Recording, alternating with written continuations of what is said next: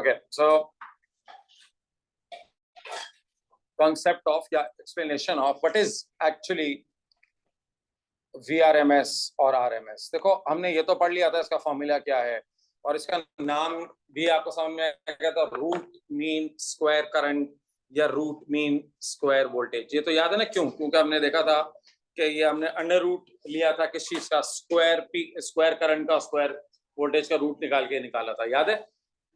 ठीक है, ये तो आपको याद आ गया था ना कैसे हुआ ये. अच्छा, अब ये है क्या, यानी एक लेमैन को कैसे समझाओगे कि यार ये आरएमएस का कॉन्सेप्ट है, यानी कोई भी क्या कहे यार तुम्हें तकलीफ क्या थी रूट लेने की, ठीक है, करंट के. अब देखो इसका कॉन्सेप्ट क्या है. आप इसका कॉन्सेप्ट ये है कि अगर तुम्हारे पास एक वायर है, ठीक है, और बिल्कुल आइडेंटिकल, बल्कि सेम वायर समझो है, ये दो वायर बिल्कुल सेम है, सेम लेंथ है, सब कुछ सेम है. इसके अंदर से एक कांस्टेंट डायरेक्ट करंट पास कर रहे हो तुम, एक constant direct current, constant DC, और इसके अंदर से तुम एक ऑल्टरनेटिंग करंट पास कर रहे हो, ठीक है. इसके अंदर तुम पास कर रहे हो एन एसी, साइन एसी, ठीक है. अब देखो तुम्हें ये मालूम है कि कांस्टेंट डायरेक्ट करंट के अंदर करंट कांस्टेंट रहेगा, तो अगर करंट कांस्टेंट रहेगा तो जो पावर होगी वो भी क्या होगी, कांस्टेंट होगी. अब आपको ना एक समझो कंडीशन दे दी, उसने कहा भाई जितनी पावर इसमें डिसिपेट हो रही है, जितनी पावर इसमें डिसिपेट हो रही है ना, उतनी ही एवरेज पावर इसमें भी डिसिपेट हो, एवरेज पावर इसमें भी डिसिपेट हो, डिसिपेट हो, ठीक है. जो पावर वहां डिसिपेट होगी उतनी एवरेज. अच्छा, यहां मैंने एवरेज का वर्ड यूज किया एसी के साथ, उधर मैंने एवरेज क्यों नहीं लिखा, डीसी के साथ एवरेज क्यों नहीं लिखा? क्योंकि कांस्टेंट है, तो जो पावर डिसिपेट होगी वो भी कांस्टेंट होगी, ठीक है. सो इसको तुम कह लो कांस्टेंट, तुम ये भी कह सकते हो कांस्टेंट पावर डिसिपेटेड. कांस्टेंट को चाहो तो ब्रैकेट में लिख दो. उसके अंदर इसलिए मैंने एवरेज लिखा क्योंकि उसके अंदर करंट कभी कम होता है कभी ज्यादा होता है, ठीक है. तो उसके अंदर जो पावर होगी ना उसका आपको एवरेज निकालना पड़ेगा. तो आपको ये कहा है कि अगर दोनों की पावर बराबर हो, यानी इसकी जो पावर है उसकी भी एवरेज पावर, तो जो इसका करंट होगा ना, तो जो करंट होगा ये डीसी का, ठीक है. इफ, अच्छा देखो, इफ देन, अब ये इफ देन वाला केस है, अगर उनकी पावर एवरेज पावर के बराबर होगी तो ये जो करंट है डीसी का ये बराबर होगा आईआरएमएस के, ठीक है. तो इसकी डेफिनेशन देखो कि आईआरएमएस क्या है. It is equal to that constant direct current और voltage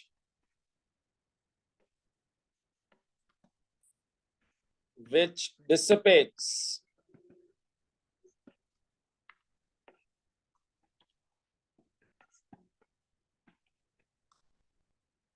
the same power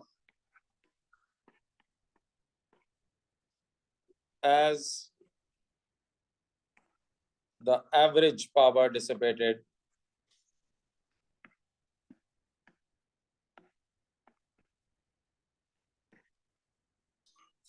by an AC.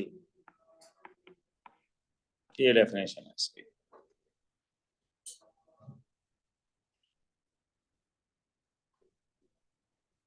मैं आपको बताता हूँ.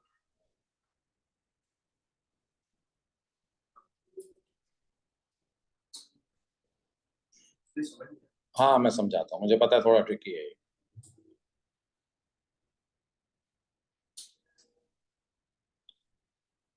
देखो मेरी बात सुनो, मेरे ऐसे है ये कि सपोज करो तुम और कुमैल एक एक्सपेरिमेंट कर रहे हो, ठीक है. तुम एक कांस्टेंट डीसी पास कर रहे हो, ठीक है. अब तुम जब एक कांस्टेंट डीसी पास करो ना, उसको समझ लो, तुम एक कांस्टेंट डीसी पास करो, वो कितना करंट है, 10 एम्पेयर का कांस्टेंट करंट पास करो, 10 एम्पेयर का, ठीक है. अच्छा, कुमैल एक एसी पास कर रहा है, लेकिन आपको पता है एसी का जो करंट है वो तो कांस्टेंट नहीं होता ना, वो कभी बढ़ेगा कभी कम होगा. लेकिन तुम्हारा जो पावर डिसिपेट हो रही है ना, तुम्हारे इसके सपोज करो 100 वॉट हो रही है, तो कुमैल ने क्या किया, उसने कहा कि सर मेरा जो एसी है ना उसका करंट तो चेंज हो रहा है, लेकिन मेरी जो एवरेज पावर है ना, एवरेज पावर वो भी कितनी है, 100 वॉट है। अगर एवरेज पावर जो एसी की है वो बराबर हो उस पावर के जो डीसी है, डीसी के अंदर डिसिपेट हो रही है, तो ये हम ये कहेंगे कि इसका अगर मिसाल के तौर पे, तो अगर इसका करंट 10 एम्पेयर है ना, तो इसका आरएमएस करंट भी क्या होगा, 10 एम्पेयर। हम कहेंगे अच्छा यार इसका आरएमएस का समझो एक मीन वैल्यू है ना, क्योंकि पावर दोनों की बराबर है ना। अच्छा देखो पावर का फॉर्मूला क्या होता है, पावर का फॉर्मूला होता है आई स्क्वायर आर। अब आर तो दोनों का सेम है, तो इसका मतलब यह है कि पावर सेम होने के लिए इसका मतलब करंट भी सेम ही होगा ना, क्योंकि दोनों बिल्कुल सेम वायर्स हैं तो उसकी रेजिस्टेंस तो सेम ही है, तो इसका मतलब दोनों का करंट भी सेम ही होगा, तभी दोनों की पावर सेम होगी। तो हम आरएमएस का कॉन्सेप्ट ये है कि आप कहें कि यार इसके अंदर ना उतना ही करंट फ्लो कर रहा है जितना एक कांस्टेंट डीसी के अंदर फ्लो कर रहा है।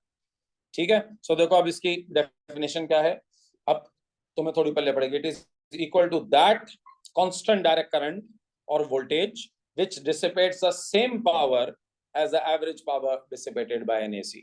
तो तुम कहोगे भाई अगर एसी की एवरेज पावर और डीसी की जो पावर है वो बराबर हो, तो जो डीसी करंट है ना वही मेरा आरएमएस होगा, क्योंकि जब जाहिर है पावर, देखो सिंपल, जब दोनों का करंट सेम है और रेजिस्टेंस तो दोनों की सेम ही है क्योंकि सेम वायर है, तो जाहिर है इसका मतलब दोनों की पावर भी क्या होगी, सेम। या दूसरे लफ्जों में उसको उल्टा पुट करो, रिवर्स पुट करो, दोनों की पावर सेम है और दोनों की रेजिस्टेंस सेम है, तो जाहिर है दोनों का करंट भी क्या होगा, सेम। तो इसको डिफाइन करने के लिए हम यूं कर देते हैं। तो अगर आपसे फॉर एग्जांपल मैं इसको बिल्कुल आसान लफ्जों में बताता हूं। अगर मैं आपसे ये कहता हूं कि यार IRMS of IRMS of the circuit या current in the circuit, IRMS current in a circuit is 5 ampere, तो मैं आपसे ये कह रहा हूं कि अगर ये AC करंट फ्लो करेगा तो ये उतनी ही पावर एवरेज पावर डिसिपेट करेगा जितना अगर एक कांस्टेंट 5 एम्पेयर का करंट फ्लो कर रहा होता किसी वायर, उसी वायर में से या उसी सर्किट में से।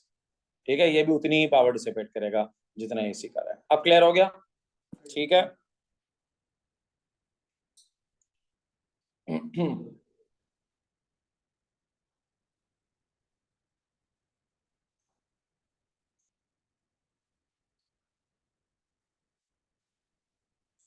ठीक है, तो तुम्हारे, मैंने उस दिन लास्ट टाइम में बताया था ना, हम जब कहते हैं हमारे घर में 240 वोल्ट आता है, तो वो जो 240 वोल्ट आता है वो एक्चुअली कौन सा होता है, वो VRMS होता है। ठीक है, यानी वो बिल्कुल ऐसे है कि अगर किसी के घर में कांस्टेंट 240 वोल्ट आए तो वो उतनी ही पावर डिसिपेट करेगा घर में जितना 240 तुम्हारे घर में डिसिपेट करता है, एवरेज पावर जो डिसिपेट करता है। क्लियर हो गया? चलो अब बच्चों एक पास पेपर का सवाल है, ये बड़ा यानी दिखने में तो ये बड़ा अजीब सा सवाल है। एक एग्जाम्पल क्वेश्चन है, उन्होंने आपको याद है मैंने आपको पिछली क्लास में साइन एसी का बताया कि ये साइन एसी होती है, रिमेम्बर?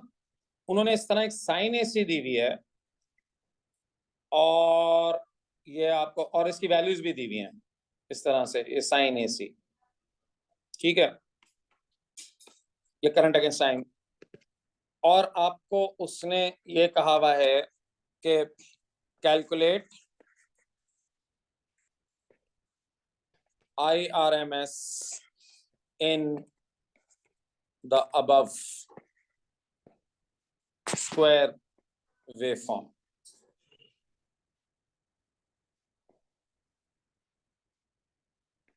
ठीक है, ये क्वेश्चन है, in the above square waveform.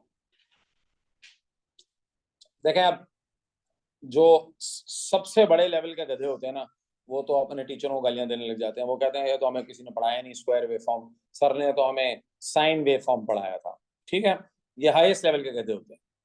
जो उससे नीचे लेवल के गधे होते हैं वो क्या करते हैं, वो साइन वाला फॉर्मूला यूज करके आ जाते हैं। वो कहते हैं लो भाई ये पीक तो गिवन है 10, आप में से भी कुछ गधे यही करने लग गए थे।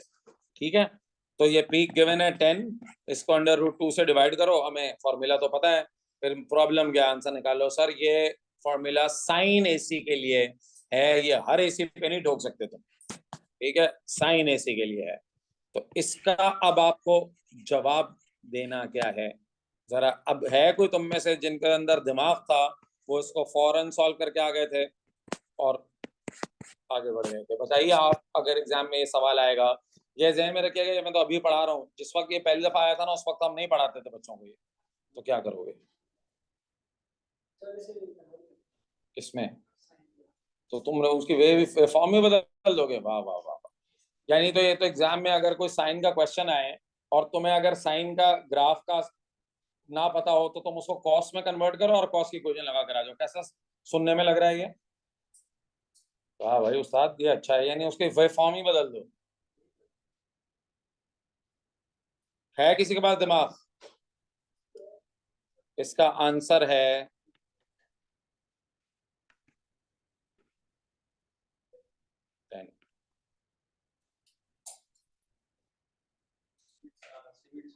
सर ये कांस्टेंट करंट है, इसका करंट चेंज हो ही नहीं रहा।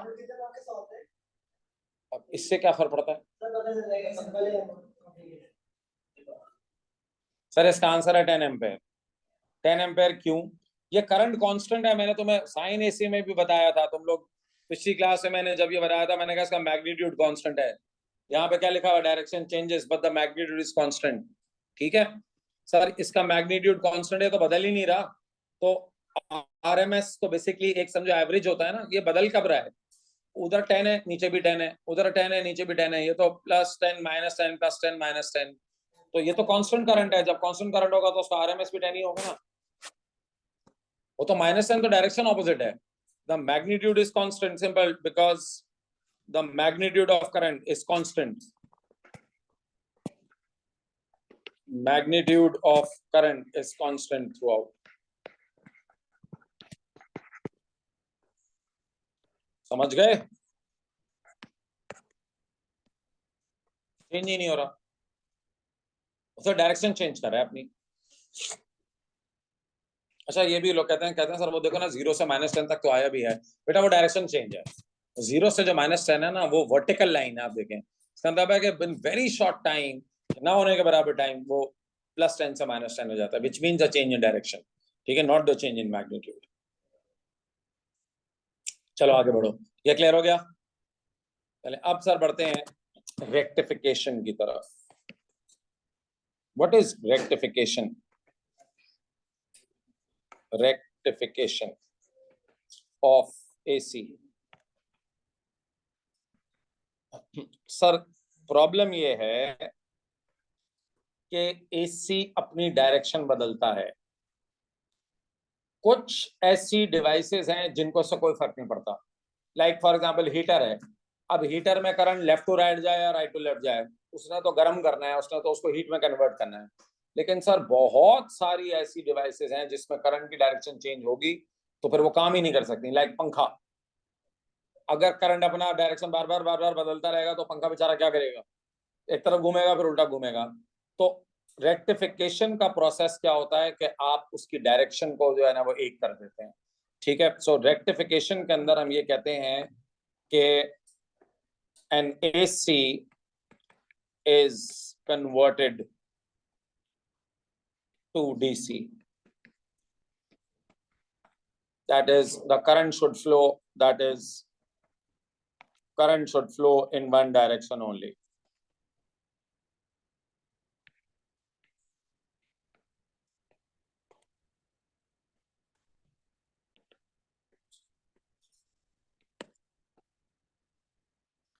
ठीक है,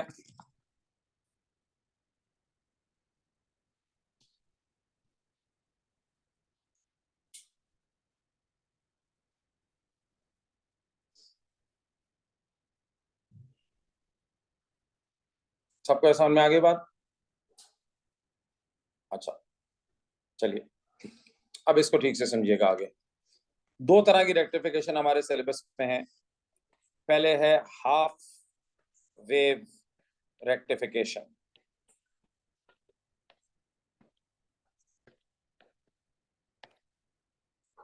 हाफ वेव रेक्टिफिकेशन, ठीक है। अच्छा, हाफ वेव रेक्टिफिकेशन इसको क्यों कहते हैं अभी तुम्हें समझ में आ जाएगा। पहले इसका सर्किट देख लो। असद भाई जरा शर्म ही कर लो, आसरा तुम करोगे नहीं। ये एक एसी सप्लाई, एसी सप्लाई का सिंबल ये होता है, ये साइन एसी है, ठीक है, साइन एसी। जरा ये आपका इनपुट है,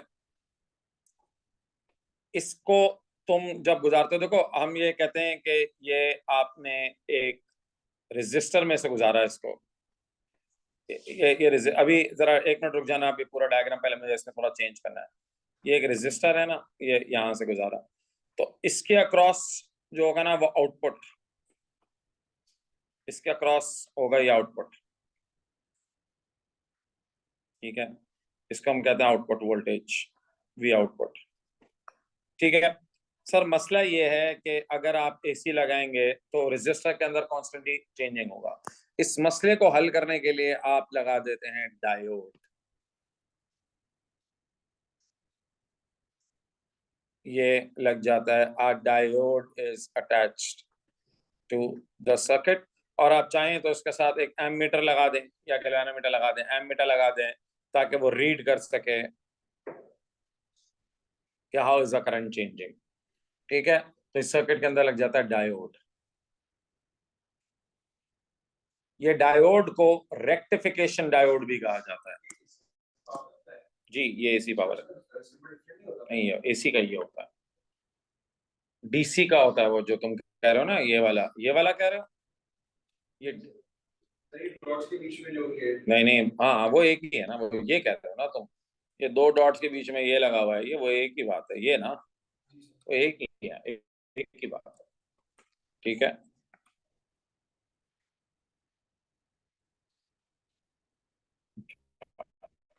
सर अब देखिए इसके अंदर ये क्या होता है, ये डायोड की खासियत ये है, it will only allow current to flow in one direction, ठीक है।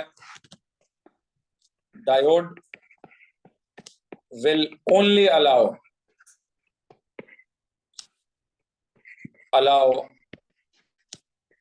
current to flow in one direction। अच्छा इस वक्त ये कहते हैं वन डायरेक्शन, और वो डायरेक्शन कौन सी होती है तुम्हें पता है? हैं? हाँ जिस तरफ एरो पॉइंट करता है, बिल्कुल।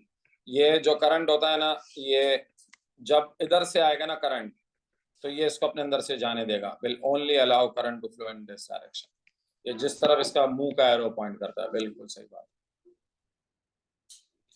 ठीक है। इसको कहते हैं इस वक्त जो है ना, इस दिस इज कॉल्ड, इसको कहते हैं कॉल्ड फॉरवर्ड बायस। ये फॉरवर्ड बायस है। फॉरवर्ड देखो बायस का लिटरल मीनिंग क्या होता है?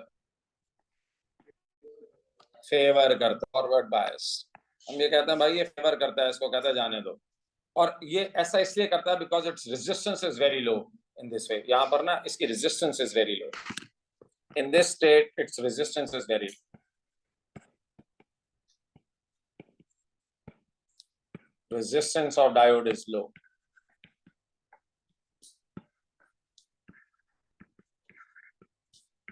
is low। समझ आई बात?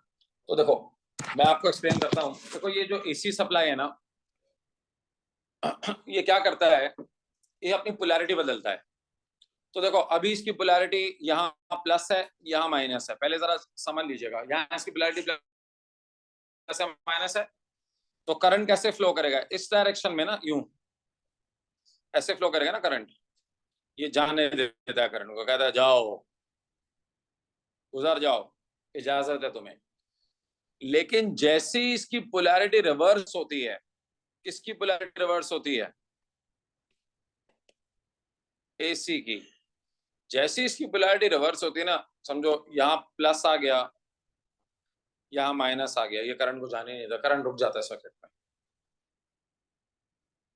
ठीक है, करंट फ्लो ही नहीं करता सर्किट के अंदर। तो फिर थोड़ी देर बाद जब पोलैरिटी वापस उसकी रेड वाली पोलैरिटी क्रिएट होती है, फिर ये जाने देता है। फिर जब उसकी पोलैरिटी रिवर्स होती है तो फिर रोक लेता है। तो ये क्या करता है, सिर्फ एक ही डायरेक्शन में करंट को जाने देता है। So will only allow current to flow in one direction, ठीक है। तो इससे क्या होता है, एसी डीसी, डीसी और एसी पे मैंने तुम्हें यही तो फर्क बताया था ना। डीसी और एसी में फर्क क्या होता है? डायरेक्शन का। एसी के अंदर करंट ऑपोजिट डायरेक्शन में होता है, डीसी में नहीं होता। क्लियर हो गया ये?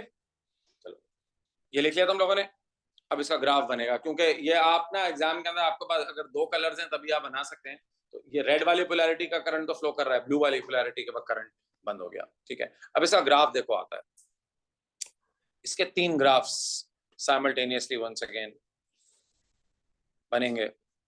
पहला ग्राफ आएगा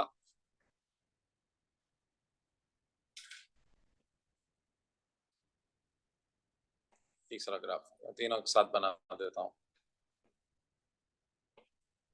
ठीक है सर, पहला है आपका एसी का वोल्टेज अगेंस्ट।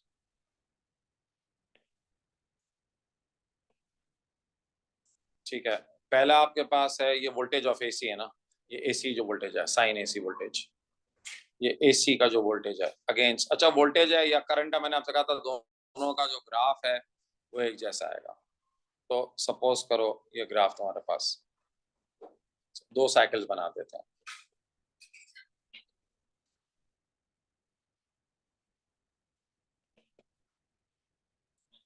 ठीक है,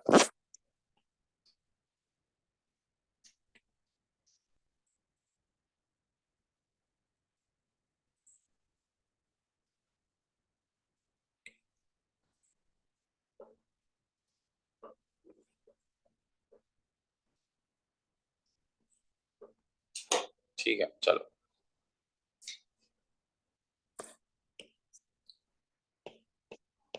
अब सर आई अगेंस्ट टी, आई अभी अगेंस्ट टी,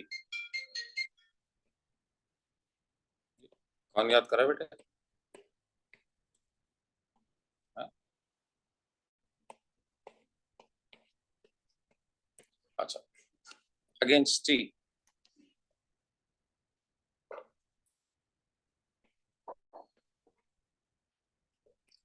सेकंड वाला ग्राफ जो होगा वो होगा आउटपुट, वी आउटपुट या करंट का आउटपुट अगेंस्ट टाइम। और तीसरा जो ग्राफ होगा वो रेजिस्टर के अक्रॉस, रेजिस्टर कह रहा हूं, डायोड, वी ऑफ डायोड, ये डायोड के अक्रॉस जो वोल्टेज है, ठीक है, अगेंस्ट टाइम, वोल्टेज या करंट। बल्कि वोल्टेज ही का बनेगा, करंट का तो नहीं बनेगा इसका।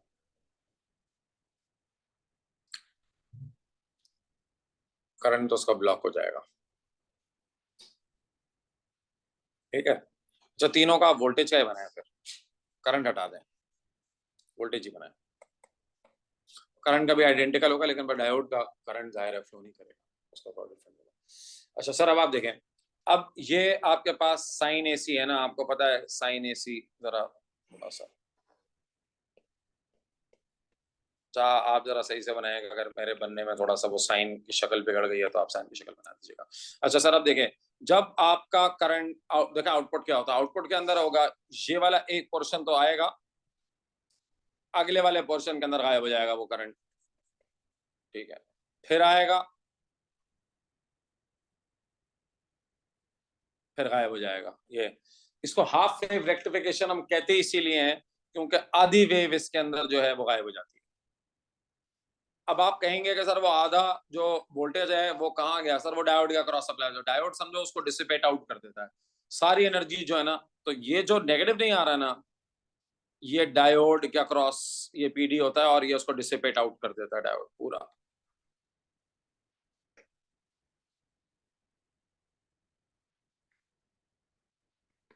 ये इस रीजन के अंदर ये डायोड, तो समझो जो आधा साइकिल में करंट नहीं आता ना, उसमें डायोड क्या करता है, वो सारी एनर्जी जाया कर देता है।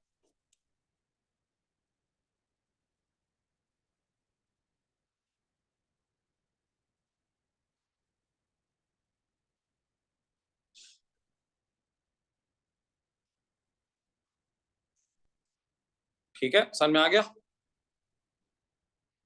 तो ये इसका ग्राफ है। अच्छा सर, इसका एक प्रॉब्लम क्या है? आपको हाफ वेव रेक्टिफिकेशन ठीक लग रहा है? आप अगर घर में हाफ वेव रेक्टिफिकेशन करें, आपके घर में हाफ वेव रेक्टिफाइड करंट आए या वोल्टेज आए, तो आप are you okay with that? सोचो क्या मसला होना चाहिए, सोचें देख के इसको। यार कोई साइंटिफिक बात करो। आप रेक्टिफाइड वोल्टेज को देख के बताएं ना, क्या मसला है इसमें? सर थोड़ा आएगा फिर रुक जाएगा फिर आएगा। एग्जैक्टली सर, करंट कभी आ रहा है कभी रुक रहा है, कभी आ रहा है कभी रुक रहा है। आप देखें आपको करंट कॉन्स्टेंटली थ्रू आउट मिल ही नहीं रहा। हाफ ऑफ द टाइम के लिए तो आउटपुट जीरो है, ठीक है। सो सर आधे टाइम के लिए जब आउटपुट जीरो होगा तो उस टाइम करोगे क्या? इंतजार करोगे? सोचो तुम्हारा लाइट जली बंद हुई, फिर जली फिर बंद हुई, हर वक्त टक टक टक टक करती रहेगी, ये कोई बहुत ऑब्सोलीट हो चुका है। देखो ये तो एक कॉन्सेप्ट था कि यार अच्छा इसको यूं कर सकते हैं, अब तो इसका जाहिर है हम लोग फुल वेव रेक्टिफिकेशन यूज करते हैं, ठीक है। तो यहाँ पर हम ये कहेंगे से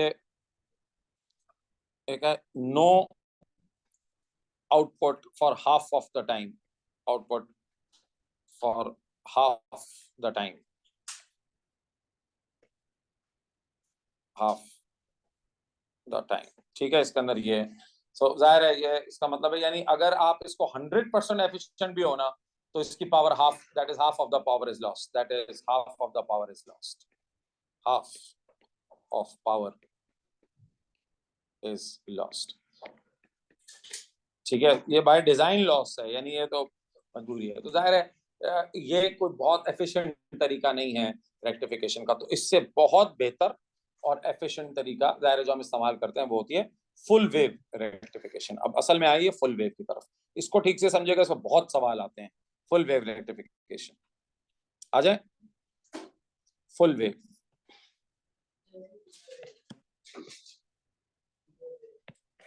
कौन सी है जिसकी तुम नहीं कहते भेजें?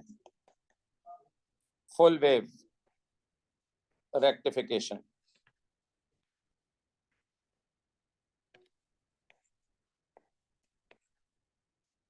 फुल वेव रेक्टिफिकेशन, ठीक है। अच्छा जी, अब जरा फुल वेव रेक्टिफिकेशन देखिए क्या है। फुल वेव रेक्टिफिकेशन में एक diode bridge of a bridge made up of 4 diode is used, ठीक है। अब ब्रिज, इसको ब्रिज कहते हैं, ये व्हीटस्टोन ब्रिज है। फिर व्हीटस्टोन ब्रिज के अंदर होता है 3 नोन की मदद से एक चौथा नोन कैलकुलेट करते हैं, ब्रिज, ठीक है, of 4 diodes is used for rectification.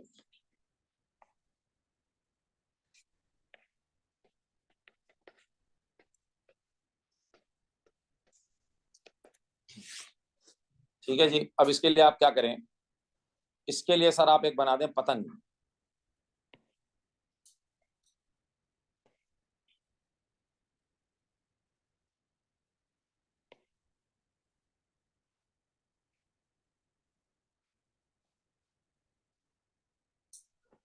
ठीक है। कोई अच्छी पतंग नहीं बनी मुझसे, हाँ ये अच्छी पतंग नहीं बनी, चलो मैं अच्छी पतंग हाथ से बनाता हूँ।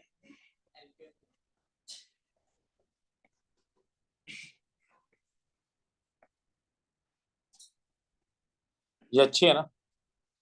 अच्छा इसमें करते हैं 4 सुराख पतंग में, ठीक है। अब इसके देखो, इसके डायोड कैसे, सर इसकी डायोड की अरेंजमेंट बड़ी जरूरी है। असल में होगा क्या, अच्छा जरूरी नहीं है कि एग्जाम तुम्हें ऐसे ही दे, एग्जामिनर जैसा मैं नोट्स में बना रहा हूँ वो कभी कभार ना इसको उल्टा सीधा भी कर देता है, तो तुम्हें डायोड का अरेंजमेंट करना आना चाहिए, वो मैं तुम्हें सिखाऊंगा अभी इसके क्वेश्चंस के अंदर। तो ये तुम्हारे पास, ये तुम्हारे पास एक, दो, तीन, अच्छा देख रहे हो कैसे लगे हुए हैं ये 4। समझो आसान लफ्जों में, ये दो जो पैरेलल वाले हैं उनका मुंह एक तरफ, देख रहे हो, ये वाला जो है वो इसका और इसका मुंह एक तरफ, और इसका मुंह एक तरफ। जो दो पैरेलल वाले हैं उनका मुंह एक तरफ कर दें आप, इस तरह से 4, ठीक है।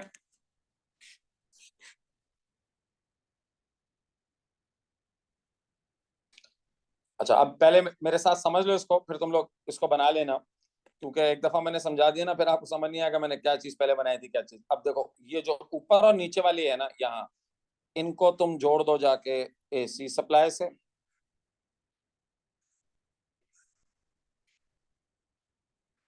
एसी सप्लाई,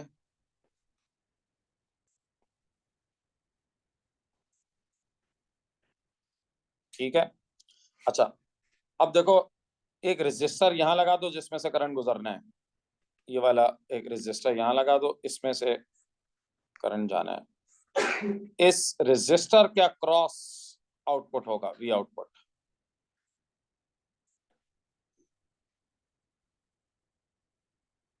नहीं, एक सेकंड, यहाँ नहीं लगेगा भाई, मैंने कहाँ लगा दिया, sorry sorry sorry guys, I am so sorry. Register तो अलग यहाँ लगेगा, ये इधर इधर इधर और इधर, इसके बीच में दो, सारी गड़बड़ हो जाएगी, रजिस्टर वहां लगा दिया तो।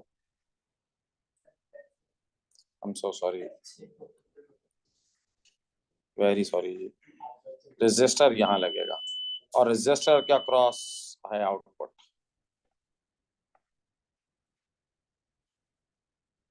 आउटपुट ये है आपका सर्किट का पूरा सेटअप। अभी देखना इसका पोलैरिटी आपको समझाऊंगा। ये साइन एसी है,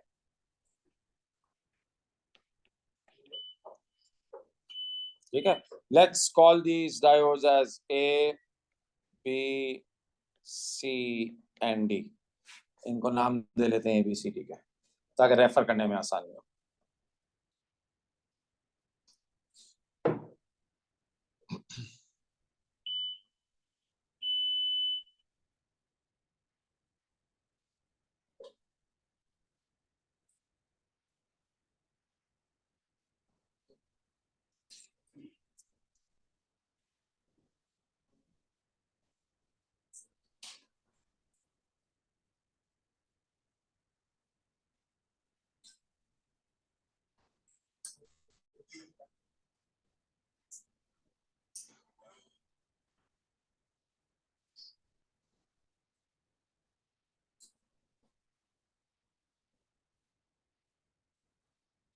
बना लिया सबने ये?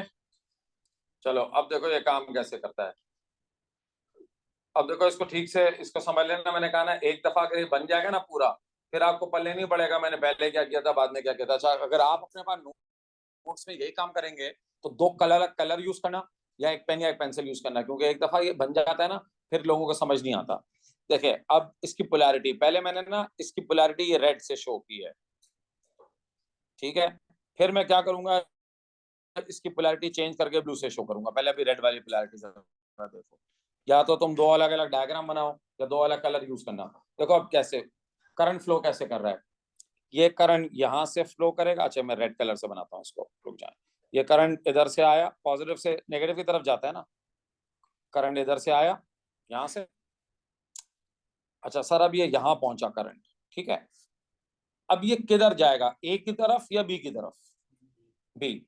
ए तो उसको अपने अंदर से जाने ही नहीं देगा ना। ए कहेगा भाई ये गेट बंद है, ठीक है। ये मैं अक्सर कहता हूँ, जो बैरियर है ना ये गेट है। ये कहता बेटा ये डंडा है लगा हुआ है इधर, बैरियर लगा हुआ, दूसरी गली से घूम कर आओ, ठीक है।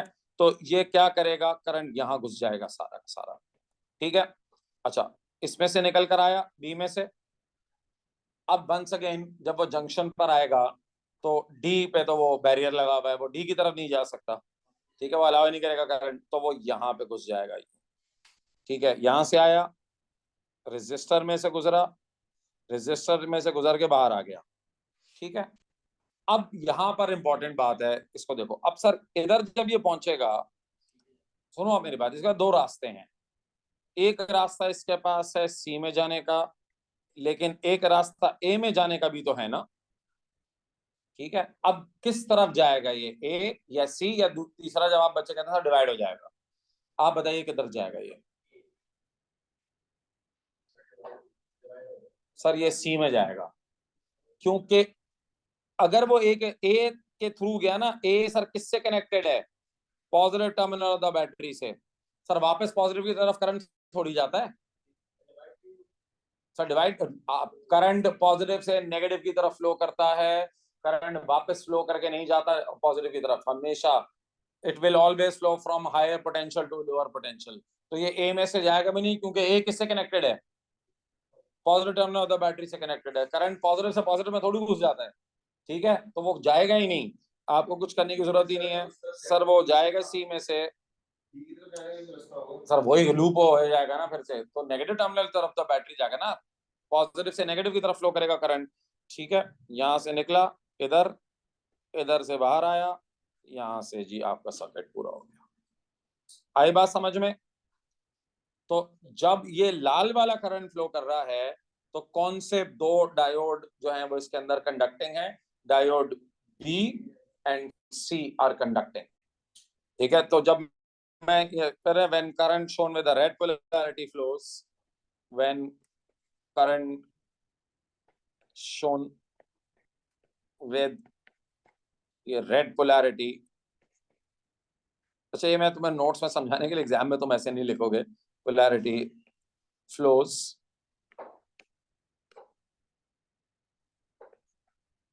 ठीक है, diode B and C are conducting. अच्छा सर, अब थोड़ी देर बाद क्या होगा, ये करंट अपनी पोलैरिटी चेंज कर लेगा, यहां पर आ जाएगा पॉजिटिव, यहां आ जाएगा नेगेटिव, ठीक है। अब हमारा मकसद ही यही था कि चाहे पोलैरिटी रिवर्स भी क्यों ना हो, करंट फ्लो करता रहे आर में, और करंट आर में रेजिस्टर में उसी डायरेक्शन में फ्लो करे जिस डायरेक्शन में पहले कर रहा था, ठीक है। आप देखते हैं, चले सर, ये यहां से आया करंट, ठीक है, इधर से आया, अब ये इधर गया, ऊपर गया, सी की तरफ ये जा सकता है? सी की तरफ नहीं जा सकता, ये डी के अंदर से फ्लो करेगा, ठीक है। बी में ये जा सकता है? नहीं जा सकता, बी में ये नीचे आ जाएगा। सर अब देखें, उसी डायरेक्शन में करंट फ्लो कर रहा है जिस डायरेक्शन में रेड वाला था, सो आर के अंदर तो उसी डायरेक्शन में करंट आ रहा है, ठीक है, और यही हम चाहते थे, क्योंकि हमें डीसी एसी को डीसी में कन्वर्ट करना था, ठीक है। सो आर के अंदर उसी डायरेक्शन में करंट जा रहा है। अच्छा इधर आया ये जी, इधर गया सर, वन सेकेंड है वही वाली बात। अब यहां पर आके आप कहेंगे सर सी में भी जा सकता है, ए में भी जा सकता है, लेकिन वो सी में नहीं जाएगा, क्योंकि सी जो है वो positive terminal of the battery से कनेक्टेड है, तो वो ए में से गुजरे क्या और यूं करके बाहर निकल जाएगा।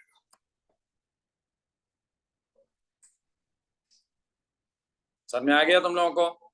तो थ्रू आउट, अब इसके अंदर चाहे पहले हो या बाद में हो, थ्रू आउट क्या होगा, करंट फ्लो कर रहा है और रेजिस्टर के अंदर एक ही डायरेक्शन में कर रहा है, ठीक है। So current in the resistor flows in one direction. यहाँ पर मैं एक नोट लिख देता हूँ, अच्छा मैं अगली अगली साइड पे लिखता हूँ, ये सबने कर लिया draw.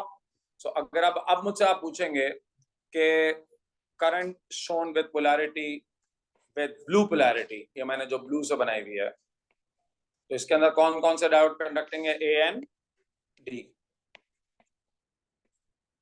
Conducting. The current through P is in one direction. Through P through R resistor is in one direction only. आई बात समझ में? अच्छा अब इसका ग्राफ आउटपुट, अच्छा इसके अंदर मैं सिर्फ आउटपुट का और इसका बनाऊंगा, ठीक है, क्योंकि इसमें डायोड का हर डायोड के लिए अलग अलग बनाना पड़ेगा, तो इसमें इनपुट और आउटपुट का जरा ग्राफ बना के दिखाता हूँ मैं आपको। और अब इसका ग्राफ कैसा होगा, अच्छा एक सेकेंड, ये इनपुट और आउटपुट का बनाऊंगा बस इसमें, ठीक है। इसमें इनपुट और आउटपुट में क्या फर्क होगा, इसमें कंटिन्यूअस आउटपुट आएगा आपको, इस पार्ट में, जिस पार्ट में उधर कोई करंट फ्लो नहीं कर रहा था, इधर भी आपको मिलेगा जी।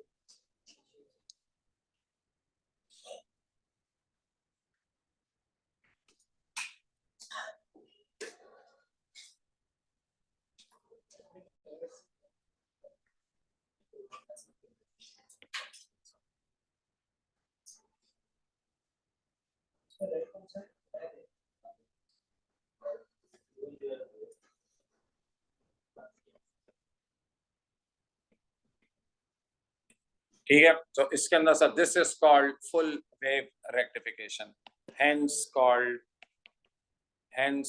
Called full wave rectification.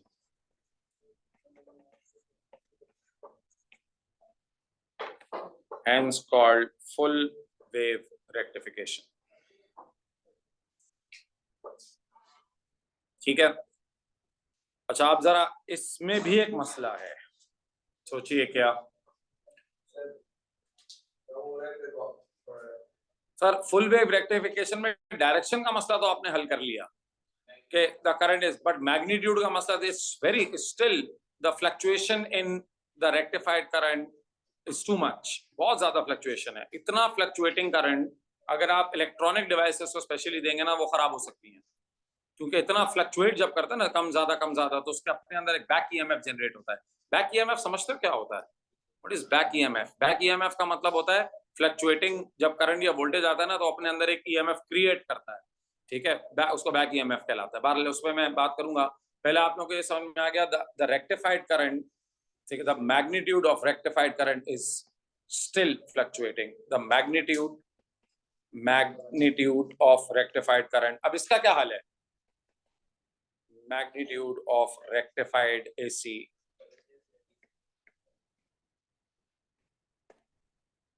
current is fluctuating in magnitude।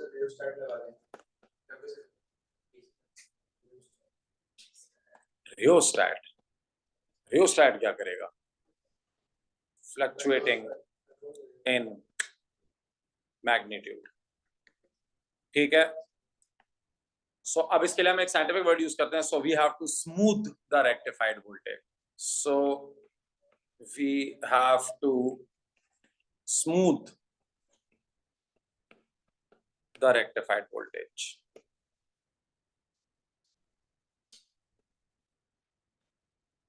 चलें वो हम फिर अगली क्लास में पढ़ेंगे कि वो स्मूथ कैसे आप करते हैं, ठीक है। यहां तक सबको समझ में आ गया? पक्की बात है? फुल वेव रेक्टिफिकेशन क्लियर है सबको?